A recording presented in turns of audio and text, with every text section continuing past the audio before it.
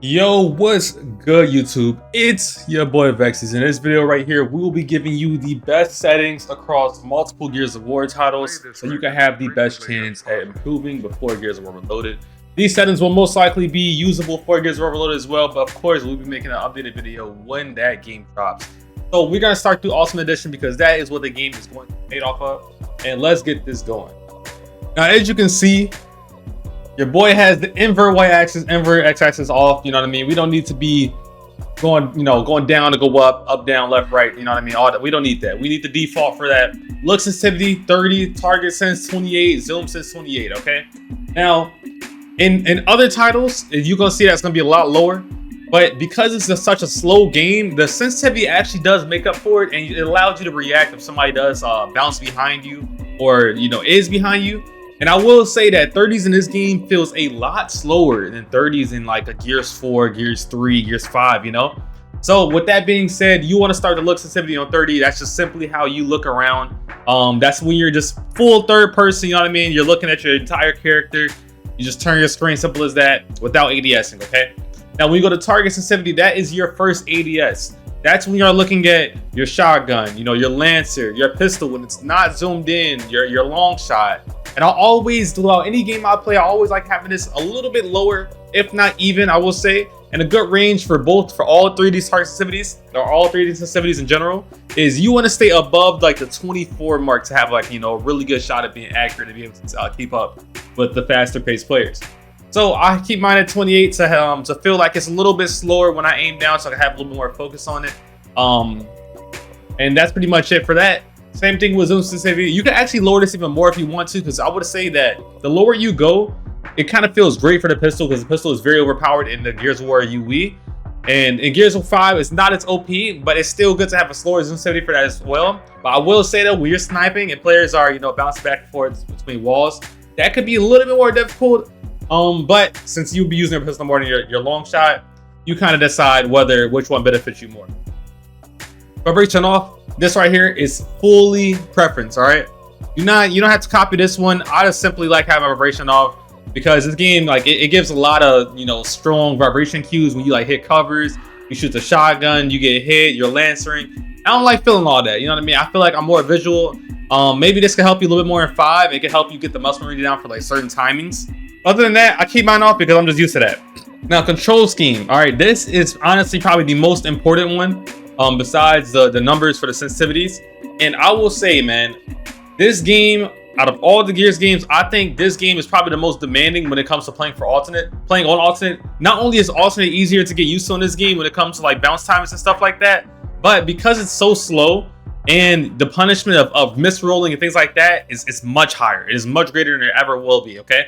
So I will advise you to use alternate. If you do not know what alternate is, what an alternate allows you to do is it separates your taking cover and your rolling. All right, what this does for you is it just simply removes the chance of you misrolling when you're trying to just bounce and just hit covers. Like, there will be times, everybody's human, there will be times that you'll try to take a cover that's a little bit too far away and you won't notice it in the moment. You'll misroll, you'll get punished for it. Or there'll be times that, you know what I mean, you can be fighting an opponent and they take a wall before you and then you misroll into them. So that can happen as well. Or your teammate can take a wall before you or something like that. So it kind of just removes those chances of those things happening. I would say if you do play default, really take your time and really learn the different timings to just bounce.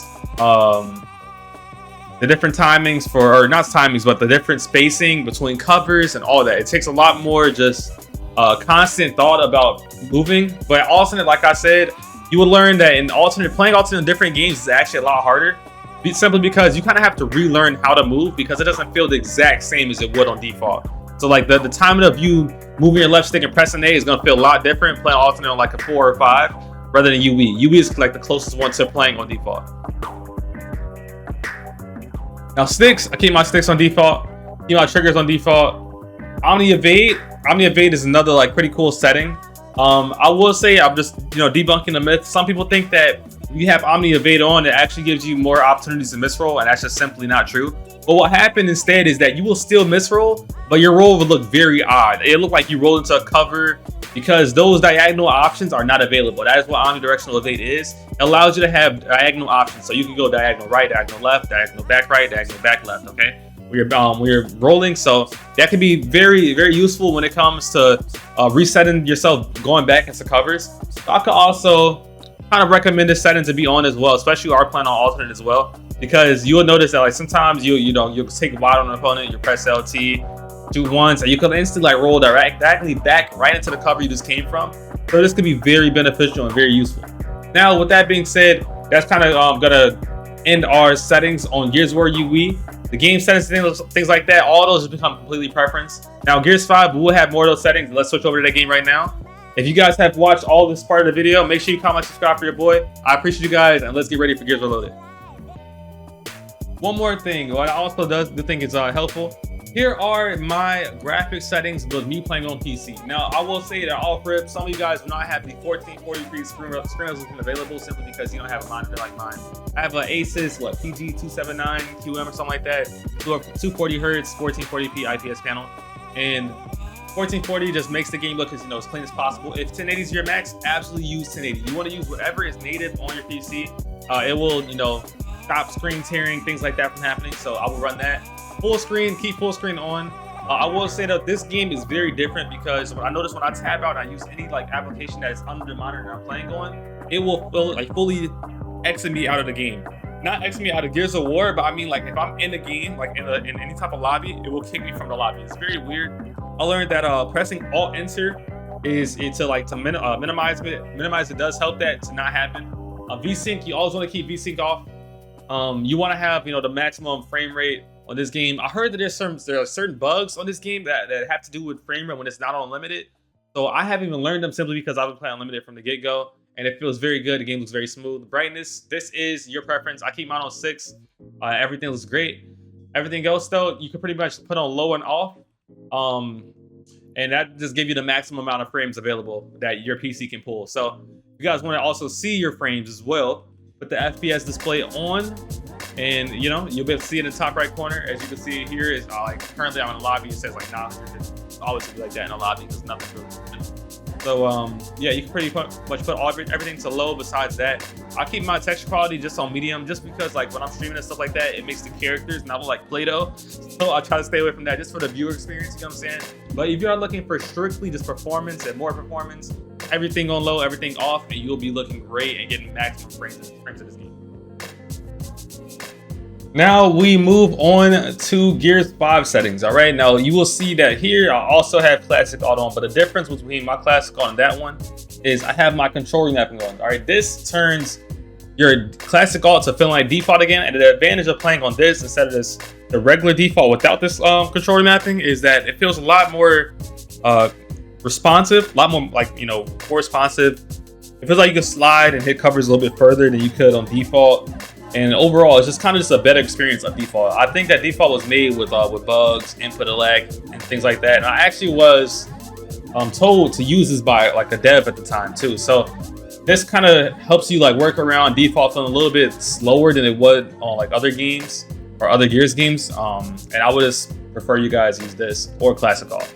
Or if you guys want to use either one, there is a way to remap tournament alt and or tournament default alternate. That's pretty much what it's called. And I will put them in the comments below on how to remap it to tournament.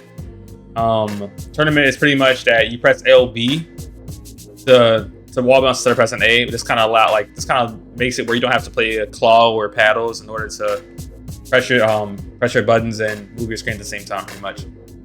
So let's get further into it. We have the look sensitivity, target sensitivity, and zoom all on 22s.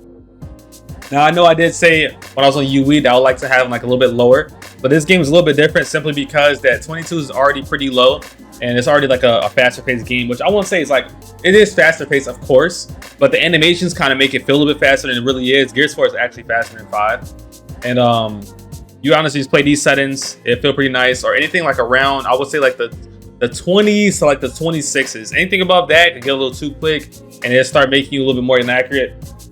You want to have just a lot of consistency in this game, man. The shotgun's very consistent, damage very consistent, chunks, everything, right?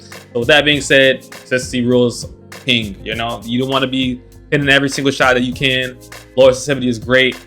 This game takes a lot more left stick movement, so you just use your left stick mainly to wall bounce and stuff like that, and you will be able to be fine playing on 20. If you do want to try like 23s, 24s, feel free as well. Those are also great senses as well. But I will say, once again, if you go over 26, it's gonna might feel like, you know, you're missing some shots that you don't miss every now and then. Aim acceleration, I would basically I would say this is basically playing like linear on other games.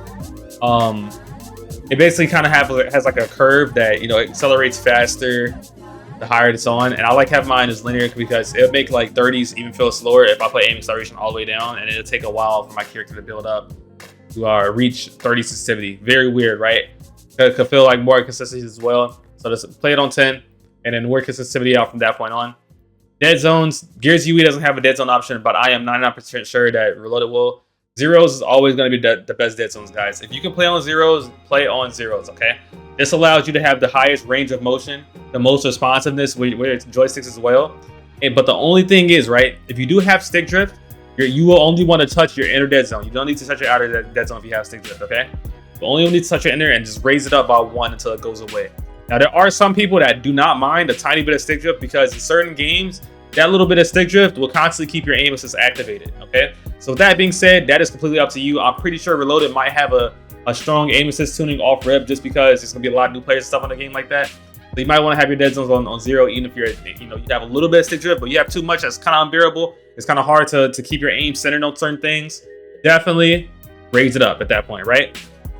Once again, vibration off. This game have my Omni on as well, just like I had it on UE. This is just, you know, just to have those diagonal directions when it comes to rolling.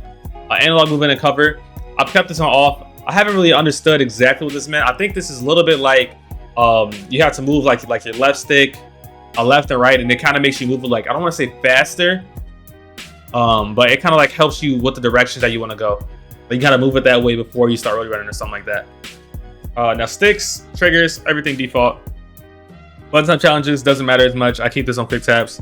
I think this like matters in maybe like escape and horde, but this doesn't really make any difference in multiplayer. I just know that, like, for example, if you put it on press and hold, if I held down B, my character would keep on knifing. But you would never be in a situation where you gotta actually just hold down the button, so you just keep on knifing, things like that. You know, I don't think it's worth using at all. Now I do play single stick. I will say that single stick movement, the advantage, it's not an advantage, but what makes people want to play on this, the preference behind it, is that your screen doesn't recenter every single time you press A. Now, if you play Gears of War UE, you would know that you could grab the cover while looking like downwards, stuff like that, and your screen will not automatically snap to the center. Now, if I turn single stick off and I was in a game, every single time I press A, my screen recenters itself, okay? So, I like having it where it doesn't recenter on its own. It allows you to, you know, look downwards and go moving around like maps. You can see like on top of covers and stuff, seeing people hiding in places. It makes hidden shots when like over cover back A's and things like that a little bit easier. That's pretty much it. You know, it's not super OP. Some people just gas it up and say it's the most broken thing, when literally there are certain Gears of War games that have this as its default. All right, so I would actually like if the next game had this as well, but just called it no screen recenter when we're pressing A, because this setting does have a screen recenter feature that is actually, it could be very annoying, is that you do not move your right stick for a few seconds, not only will it turn your left stick into a right stick as well, but it will automatically move your screen back to the middle, okay? So that could be a little bit weird. It definitely does take some skill to get used to and some learning, and it could be worth it in the long run if you do want to play with that type of playstyle. Now, kill cams, guys. It's the only one that I want to get into the game settings as well, because the game settings actually do matter. Kill cams off, guys, all right? If you're playing Gears 5, you have kill cams on, I promise you, you are trolling, okay? We have kill cams on in this game. It was never completely fixed. There are so many different visual bugs that will happen when we have kill cams on. And on top of that, some of you guys think that like kill cams is exactly what your opponent saw when they killed you.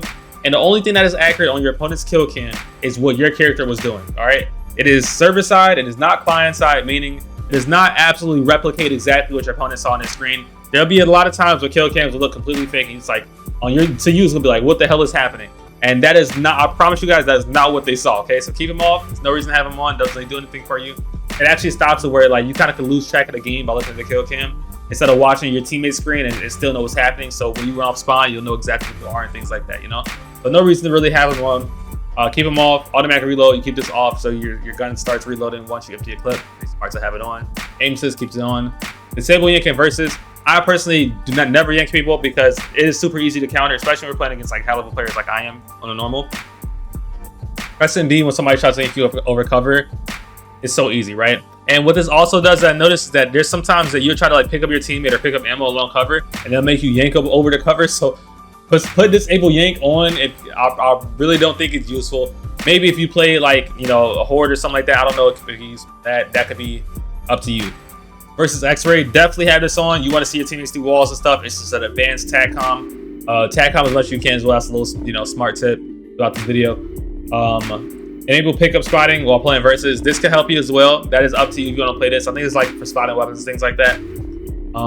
Button prompts, I keep those on just so you can know exactly who you are on a like over a weapon and things like that. Because like, let's say sometimes, you know, it's a longer cover or it's like in like a little corner or something like that, and the gun is hard to grab. It'll tell you to press X when it actually is available to grab. So that helps you. Tutorial hints off. No, I do not like having these on because it gives you that big ass tutorial that you have no reason to have after playing the game after, you know, X amount of time, right? Mouse play HUD, keep that on. HUD health omen type. This is directly up to you. I do like the immersive omen more than simple omen. I feel like simple omen sometimes a little bit harder to tell when you are like between, you know, 1 to like 15% health, because I feel like it doesn't really show up as much. But immersive definitely shows up way more, and is, you know, you can really tell your damage. It feels more like you know, playing COD when it comes to like telling damage, because like your screen becomes more red on the outer sides, and I don't mind it at all. Hit markers, keep those on. All these things, you know, just copy as it is. Yeah, pretty simple, right?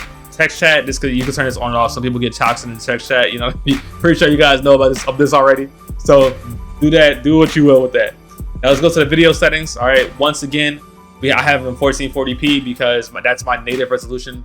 Whatever is your 100% on that right side, that's what you should be playing on. I keep mine on full screen, and that's good. On this game, you can actually tab out your game or just close out like UE will. Use buffering off. Field of view. This is also completely up to you. If you guys don't know there's a field of view setting in 2025, you are tweaking. Okay, I will say field of view is very clutch. You don't want to be playing on default nowadays because clearly you want to see more things. The only thing I will say that might feel a little bit different when you play 100 field of view is you might have to relearn a little bit the chunk range, because it does look a little bit like zoomed out.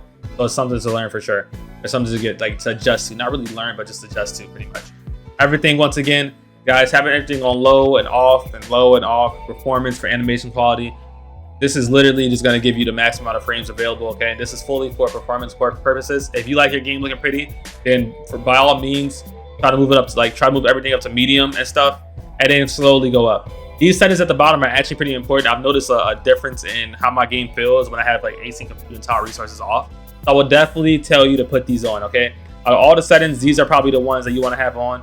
Screen space rate shading. I think this works better with certain GPUs, but 30 Ti, I feel like it's better by having this off as well. And I get like over 240, which is over my monitor's refresh rate anyways per game. So with that being said, that is pretty much the end of this video, guys. I appreciate you guys for making this and to the end. Once again, comment, like, and subscribe for your boy. Show some love, man. We are pulling up heavy for Gears Reloaded, and look out for an updated video when that game drops, because there may be some new settings in that game that were not in Gears of War UE or Gears 5.